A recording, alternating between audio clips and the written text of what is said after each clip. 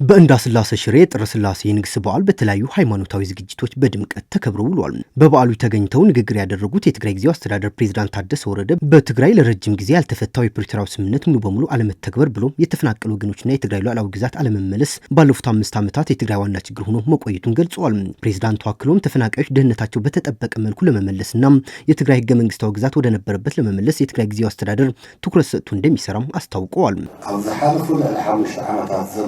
ሽግግር ትግራይ ጉዳይ ተማዛብልትናን ሕገ ባለፉት 5 ዓመታት በትግራይ ለረጅም ጊዜ ያልተፈታው የተፈናቃዮች ጉዳይ የትግራይ ህገ መንግስታዊ ሉዓላዊ ግዛትና የፕሪቶሪያ ስምምነት ሙሉ በሙሉ ባለመተግበሩ ለትግራይ ዋና ችግር ሆኖብናል። ተፈናቃዮችም ደህንነታቸው በተጠበቀ መልኩ ወደ ቀያቸው ሊመለሱ ይገባል። ትግራይ ከጦርነት በፊት ወደ ነበረችበት ህገ መንግስታዊ ግዛት ልትመለስ ይገባል። አሁንም ወደ ሌላ ዙር የጦርነት ምክንያት እንዳይሆኑ የትግራይ ጊዜያዊ አስተዳደርና ህዝብ በትኩረት እየሰራ ይገኛል።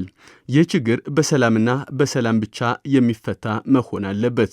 የትግራይ መልሶ ማቋቋምና መልሶ ግንባታ ለማፋጠንም የግብርናና የመስኖ እንቅስቃሴዎችን ማጠናከራቸው እንዲሁም የኢንዱስትሪ ዘርፉን ለማነቃቃትና ለማሳደግ ጥረት እየተደረገ መሆኑን ፕሬዝዳንቱ ተናግረዋል። ፕሬዝዳንቱ አያይዘውም የልማት ስራዎችን ለማጠናከርና ለሰላም ሲባል የተፈናቃዮችና የትግራይ ግዛት አንድነት ጉዳይ እንደማይተውም ተናግረዋል። ኢኮኖሚያዊ ዕብየትን ሰላም ቻምፒዮንነት ምስግጋት ዘሎ ባህጊ ከጦርነት አዙሪት ወጥተን ወደ መልሶ መቋቋምና መልሶ መገንባትና ኢኮኖሚያዊ እድገት መሸጋገር አለብን። ለዚህ ከፍተኛ ፍላጎት አለን። ጊዜያዊ አስተዳደርም በሰላምና በኢኮኖሚያዊ እድገት ላይ ትኩረት አድርጎ እየሰራ ይገኛል። ያለው ቁርጠኝነትም ከፍተኛ ነው። ይህ ማለት ግን የተፈናቃዮችና የትግራይ ግዛታዊ አንድነት ጉዳይ ለሰላም ሲባል ጦርነት እንዳይኖር ተብሎ ሊቀር የማይችል የህልውና ጉዳያችን ነው።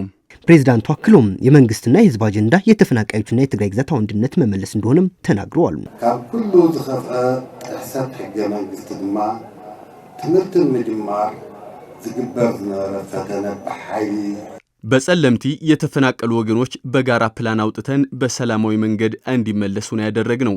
ነገር ግን ዋስትናቸው ባለመጠበቁ እንዲሰደዱ፣ እንዲታሰሩ፣ እንዲገደሉና እንደገና እንዲፈናቀሉ ተደርገዋል።